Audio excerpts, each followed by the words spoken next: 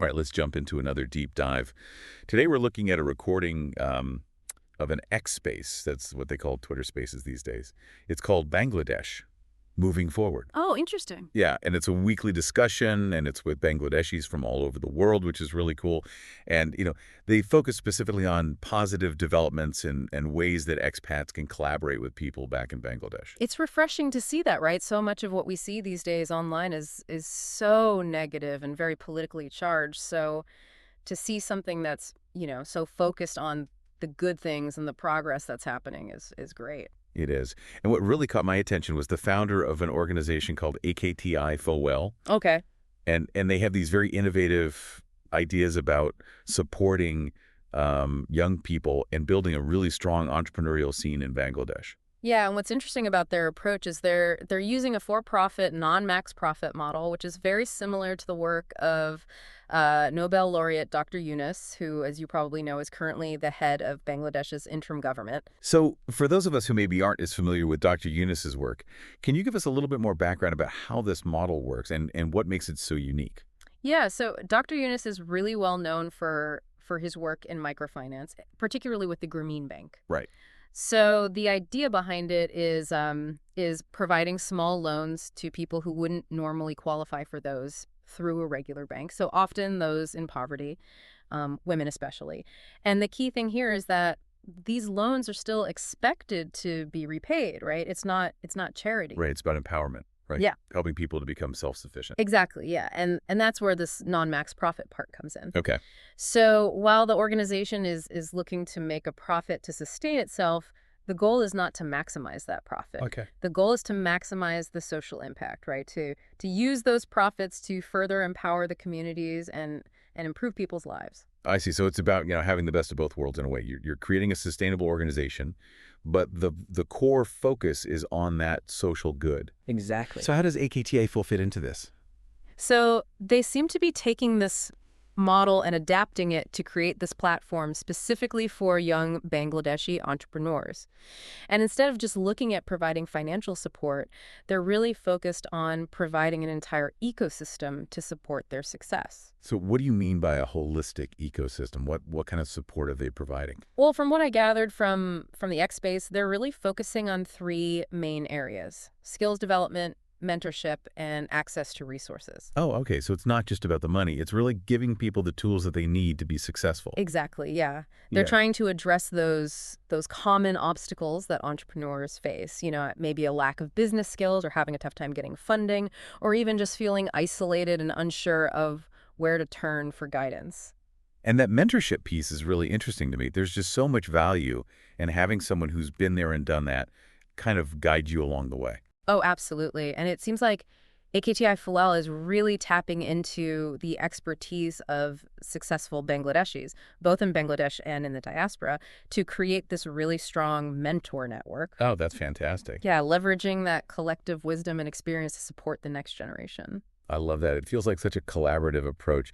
Now, the X Space also touched on something about a government job mindset and how that can be a challenge in Bangladesh. Can you talk about that a little bit more? Yeah, for sure. One of the speakers, and it sounded like they had a really good grasp of Bangladeshi society, highlighted this cultural preference for government jobs.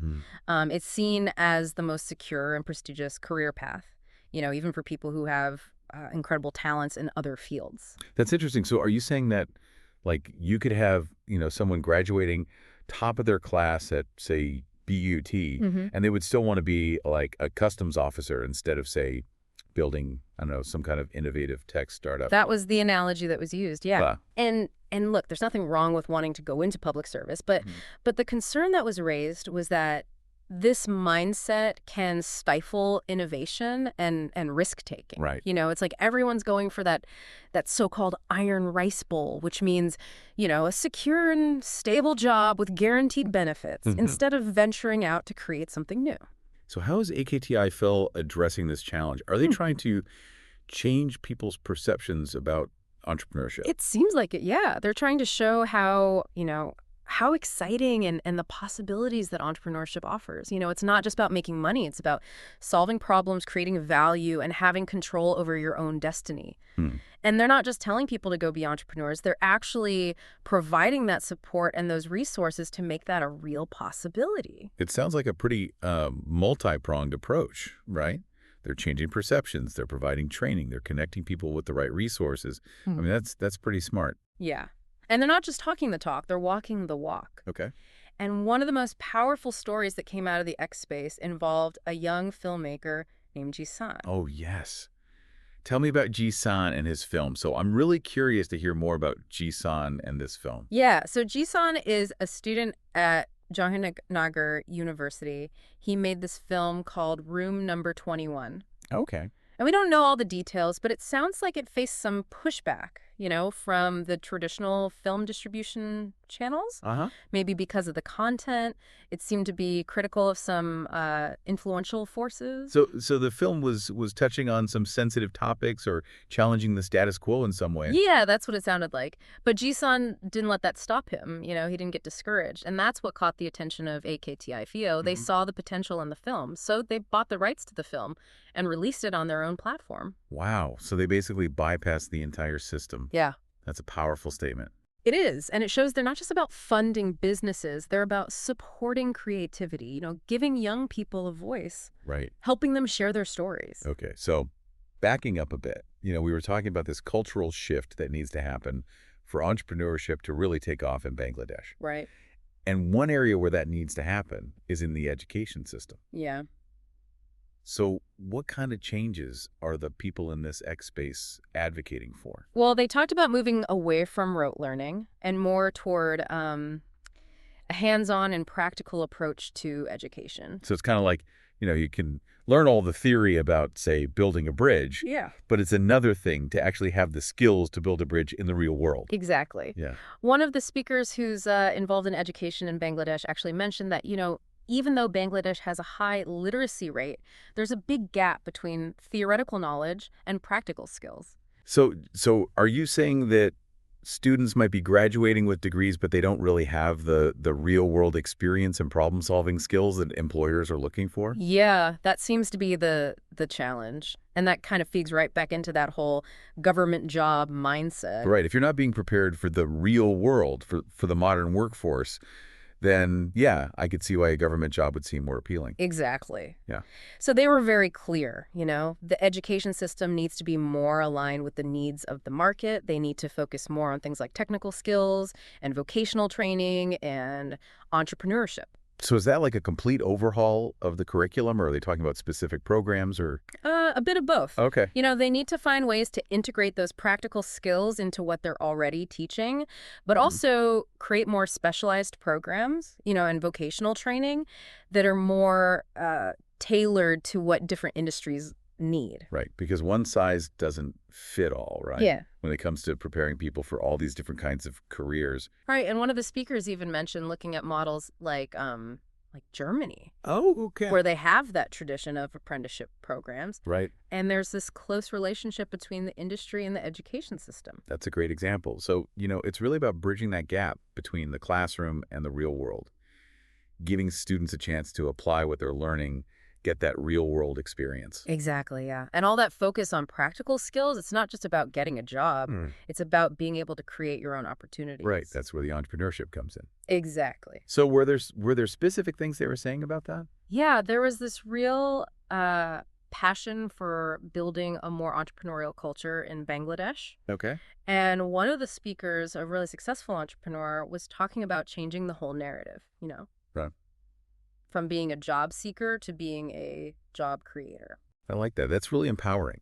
It's about helping people see themselves as agents of change, not just, trying to find a job, but creating jobs. Exactly. And it's about celebrating those who are taking that leap, giving them the support and resources they need, and just creating this whole culture that really embraces innovation and taking risks. But how do you shift that mindset? I mean, this is something that's been ingrained for generations. It's not just about changing attitudes. It's about changing like a whole cultural ecosystem. Yeah, for sure. It's really complex. Yeah. But there was this analogy that one of the speakers used that I thought was interesting. Okay. He said that Bangladesh needs to move away from being a nation of consumers and toward being a nation of makers. Oh, I like that. So it's not just about, consuming products and services that are made elsewhere, but actually being involved in that creation process. Exactly. And he was saying that Bangladesh needs to invest more in things like research and development, design thinking, creating this supportive ecosystem for startups and small businesses. Right. And, he was really envisioning this Bangladesh where young people are actually designing and building things, coming up with solutions to problems that are specific to Bangladesh. It's fostering that creative spirit, that Yeah. can-do attitude. Yeah. And speaking of create, and we were talking about Jazana and his film, Right. Room Number 21, what was really interesting was hearing the reaction from the other people in the X space. Oh, yeah. What do they think? Well, you could just hear this pride and excitement in their voices, when they were listening to Jisan's story.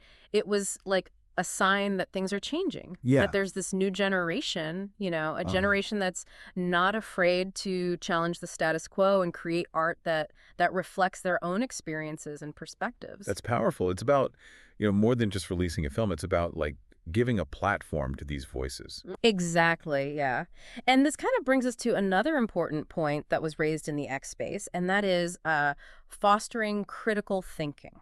So what does that mean in this context when they say critical thinking? Well, one of the speakers, and he's an academic, he's been pushing for education reform. Okay. He described it as moving away from that system that prioritizes memorization and conformity and toward this more inquiry-based approach to learning. So encouraging students to ask questions, to challenge assumptions, to think for themselves. Yeah, exactly. He was saying that, real progress can only happen when people have those critical thinking skills, right? To be able to analyze information, to evaluate different perspectives, to form their own opinions. That makes sense because we live in a world where there's so much information coming at us from all directions. Yeah. And if you don't have those skills, it's easy to be misled or manipulated. Right. And that ties back to that whole issue of trust that we talked about earlier. If people are just constantly being fed information without being taught how to think critically about it, they become more vulnerable, It's about empowering people to be like discerning consumers of information, to be able to sort out fact from fiction. Exactly. And that's what I think this X space was really getting at. It's not just about economic development. It's about creating this society that's informed, engaged, and capable of making choices, Choices that benefit, both the individual and the society as a whole. Exactly. One of the things that struck me about this X space was that it was this global conversation. You have Bangladeshis from all over the world. Right. Sharing their ideas. And they really emphasized how vital that is, the role that global Bangladeshis can play. So it's not just about those who are living in Bangladesh. It's about tapping into this collective wisdom and experience of the diaspora. Exactly. There was this real sense of connection, the shared purpose, this recognition that they're part of this global community. I love that. It's like leveraging this global network. Yeah, it's powerful. All those different skills and experiences to really create a collaborative effort. One of the speakers, he'd built a successful career in tech in Silicon Valley. Okay. And he talked about how important mentorship is. And that global Bangladeshis, with their experience and their connections, they're really well positioned to be mentors. Right. They can offer guidance and share, best practices from around the world. Right. They can offer insights and perspectives that might not be readily available within Bangladesh itself. Exactly, yeah. And he envisioned this network of mentors, advisors, investors, all connected, through this common goal of supporting the next generation of entrepreneurs and innovators. That's beautiful. It's like this global community coming together to lift up the next generation. I'm curious, though, about how technology can play a role in all of this. We live in an increasingly interconnected world. How can we use these digital tools to facilitate that collaboration and really bridge the gap between, global Bangladeshis and those who are living in Bangladesh? That's a great question. And that's something that we'll dive into as we continue our deep dives. Okay, so let's get into the technology part of this, how it can be used to help. Yeah, and this is where things got really interesting in the X space because a lot of the speakers were very tech savvy themselves. So they had some really innovative ideas about how technology can be used to overcome some of those cultural barriers that we've been talking about. Oh, okay. I'm curious to hear about that. What kind of examples do they give? Well, one speaker, he's a software developer based in the US. He talked about a platform he's working on that actually uses AI. No. Yeah, so what it does is it analyzes all these Bangladesh moving forward conversations. It identifies the recurring obstacles that entrepreneurs are facing, and then it connects those individuals with potential solutions or resources from within the global Bangladeshi community. So it's like this intelligent matchmaker for innovation. Exactly, yeah. So imagine, someone in rural Bangladesh, they're struggling to get funding for their startup. Right. This platform could connect them with, say, a Bangladeshi venture capitalist in Dubai who's, specifically looking to support businesses in that region. That's amazing. I love that. It's Yeah. bypassing all those traditional barriers. Yeah. And it's creating this direct pipeline for support. Right. And another speaker, he was a professor at a leading university in Bangladesh, and he was really excited about the potential of virtual mentorship programs, connecting students with experienced professionals from the diaspora in their field of study. So like having a virtual mentor who can offer advice and share insights and really open doors to opportunities that maybe they hadn't considered before. Exactly, yeah. And it's not just about career guidance. It's about, expanding their horizons, exposing them to different ways of thinking, different approaches to problem solving, really fostering that global mindset. It sounds like they're trying to create a more interconnected world for these young people in Bangladesh. Yeah, and they were really passionate about encouraging students to study abroad, to do internships at companies in different countries, to participate in international exchange programs. They saw these experiences as crucial for developing that global perspective and the skills and networks that are needed to thrive in this century. Right, preparing them to be global citizens, not just citizens of Bangladesh. Exactly, yeah. Yeah. And recognizing that talent and innovation can come from anywhere.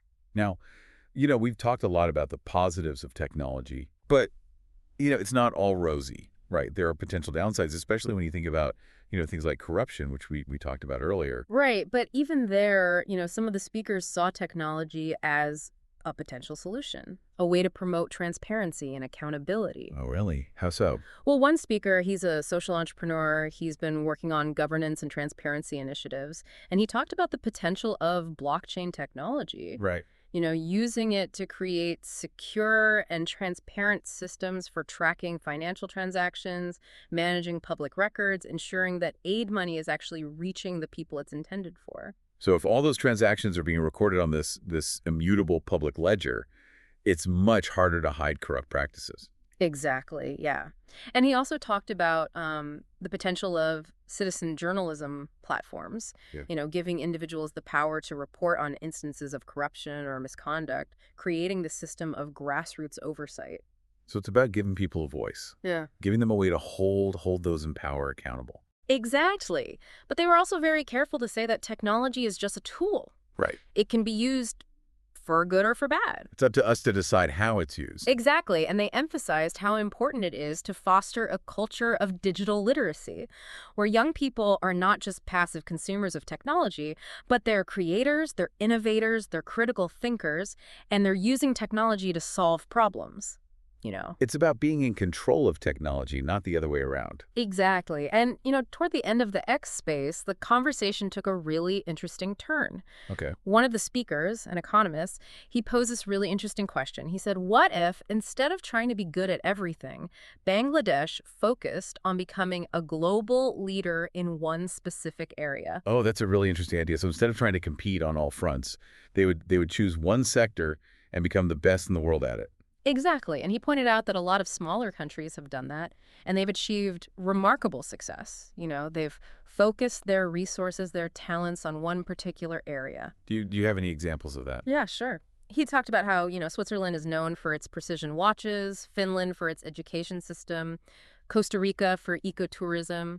And he argued that Bangladesh could do the same thing, identify a unique niche where they could leverage their strengths and create a competitive advantage globally.